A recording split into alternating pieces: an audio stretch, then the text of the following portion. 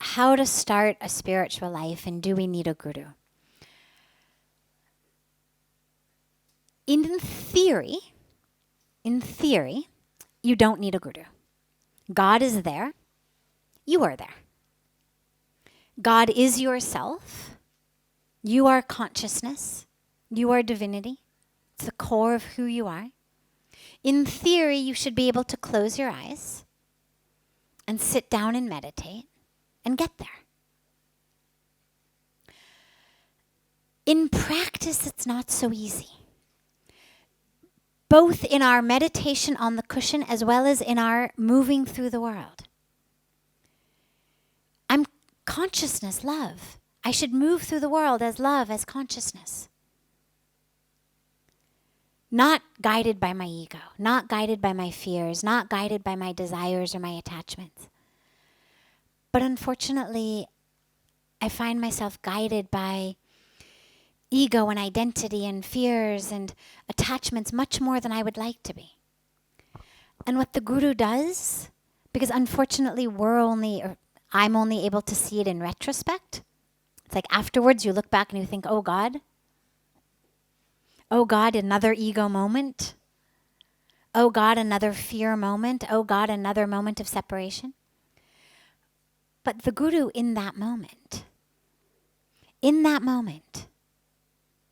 whether the guru's with you physically or not with you physically, you'll feel, you'll hear the guru with you. Or something will happen. Something will happen. And you'll realize, oh, thank God. Thank you for pulling me out of that moment. So, in theory, you don't need a guru. We have lots of history of all the religions of mystics and enlightened sages who just got there. Just happened. But for the vast, overwhelming majority of us, our egos block it from happening. And what the guru does is shines a light on us that dissolves a lot of the darkness of the ego. It's not that the ego itself goes away. It's that the veil that the ego holds over the rest of you, that goes away. So the ego is still present, but it's just no longer able to kidnap and blindfold you and drag you to wherever it wants you to go.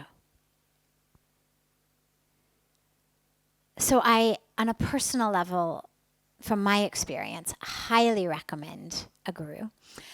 And lastly, in terms of how to begin on a spiritual path, it's actually really easy.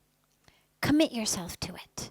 What a spiritual path at its most basic simply means is, I am going to see the world.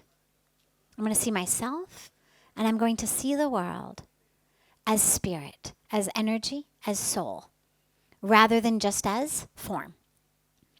In form, I see separation. In spirit, I see connection.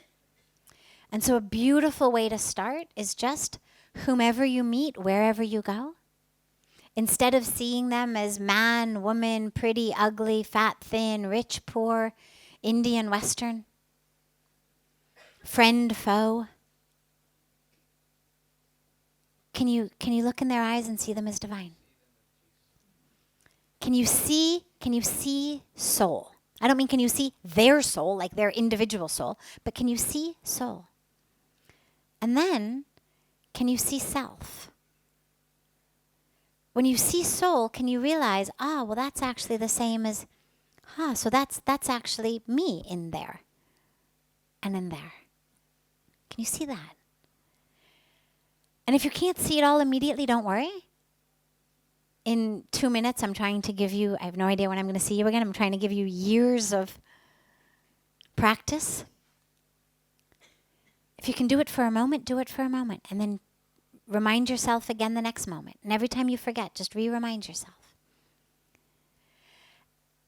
And wherever you go, whatever you do, try to commit yourself to just being a vehicle for God's work. As Puja Swamiji says, he says it so beautifully. He says, instead of thinking what for me, think what through me. So most of us move through the world thinking about what for me? What am I going to get in this? And instead of that, think what through me. How can I be a vehicle? How can I be a clear channel for that flow? And keep yourself open, and the Guru will come.